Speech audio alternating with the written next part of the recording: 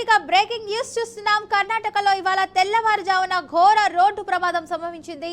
ప్రయాణికులలో వెళ్తున్నటువంటి ఓ private travels బస్సును lorry ఢీకొట్టడంతో ఒక్కసారిగా మంటలు చెలరేగాయి. ఈ ప్రమాదంలో బస్సు పూర్తిగా కాలి బూడిదవగా, ఇక ప్రాథమిక సమాచారం ప్రకారం 18 మంది ప్రయాణికులు మంటల్లో చిక్కుకొని సజీవ దహనమైనట్లు తెలుస్తుంది. ఇక బెంగళూరు నుంచి శివమొగ్గకు సుమారు 30 మంది ప్రయాణికులతో బయలుదేరిన ఈ బస్సు హెబ్బులి హైవేపై అయితే హెరియూర్ సమీపంలోని గోర్లట్టు వద్దకు అయితే చేరుకోగానే ఎదురుగా వచ్చిన లారీ బలంగా అయితే ఢీకొట్టింది. ఇక తెల్లవారుజామున 3 గంటల ప్రాంతంలో అయితే ప్రయాణికులంతా గాఢ నిద్రలో ఉన్న సమయంలో ఈ ప్రమాదం జరగడంతో పాటు తప్పించుకునే అవకాశం లేకుండా అయిపోయిందని స్థానికులు తెలిపారు.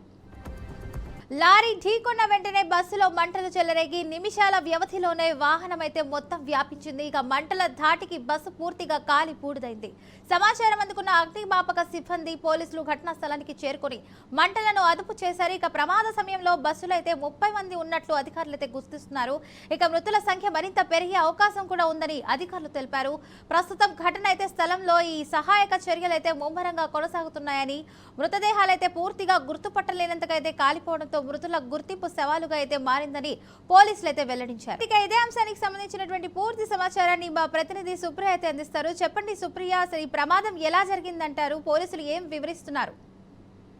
ఫాతిమా, కర్ణాటకలో ఘోర ప్రమాదం చోటు చేసుకుందని చెప్పాలి. అయితే ఈ మధ్యలో చూసుకుంటే ఎక్కువగా ట్రావెల్ ఇండస్ట్రీకి సంబంధించి ప్రమాదాలు ఎక్కువ జరుగుతున్నప్పటికీ కూడా మరో ఘటన అయితే చోటు చేసుకుంది. చిత్రదుర్గ జిల్లాలోని ఓ ప్రైవేట్ ట్రావెల్స్ బస్ ఆగి ఉన్న ట్రక్కుని ఢీకొట్టడంతో దాంట్లో ఒక్కసారిగా మంటలు చెలరేగాయి. అయితే ఈ ఘటనలో బస్సు పూర్తిగా కాలిపోగా ప్రయాణికుల్లో 13 మంది సజీవ దహనం అయ్యారు. అయితే మరో 9 మంది గాయాలతో బయటపడ్డారు. వీరిలో పలువురి పరిస్థితి కూడా విషమం ఉన్నట్లు అయితే సమాచారం. దాదాపు 30 మంది ప్రయాణికులతో ఇటు డ్రైవర్ క్లీనర్ తో కలిపి 31 మంది అన్ని బస్సు 31 మంది ఉన్నట్టు కూడా తెలుస్తుంది. అయితే బస్సు బెంగళూరు నుంచి గోర్నాక వెళ్తుండగా బెంగళూరు హెబ్బులి హైవేపై సీరా హిరియార్ మధ్య గోర్లత గ్రామం వద్ద ప్రమాదానికి గురి అయింది. ఆగి ఉన్న ట్రక్కును ఢీ కొట్టిన తర్వాత బస్సులో ఒకసారిగా మంటలు చెలరేగాయి. అయితే మంటలు దాటికి బస్సుతో పాటు ట్రక్కు కూడా పూర్తిగా అక్కడికక్కడనే కాలి బూడిదైపోయింది. అయితే క్షతగాత్రులని ప్రత్యేక సాక్షుల కథనం ప్రకారం చూస్తే అయితే ట్రక్ చెడిపోవడంతో రోడ్డు పక్కన డ్రైవర్ ఆపాడు. అయితే వెనకాల నుంచి వచ్చి వాహనాలు అప్రమత్తం చేసే ప్రయత్నంలో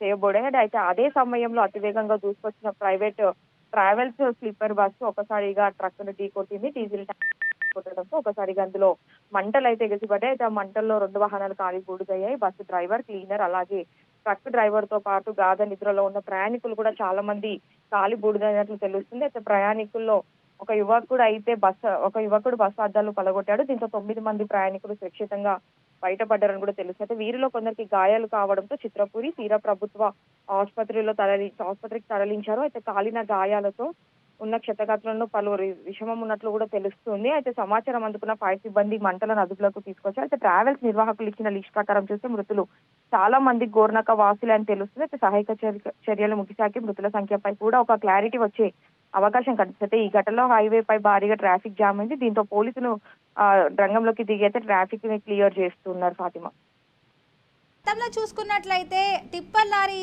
ఈ చేవళ్లలో కూడా ఒక అగ్ని ప్రమాదం జరిగింది. అది మరొక ముందే మళ్ళీ ఈ ప్రమాదం అయితే జరిగింది. ఇంకొకసారి బస్సు ఢీకొట్టి దీన్ని అంటే డ్రైవర్ నిర్లక్ష్యం వల్లే ఇదంతా జరిగిందంటారా?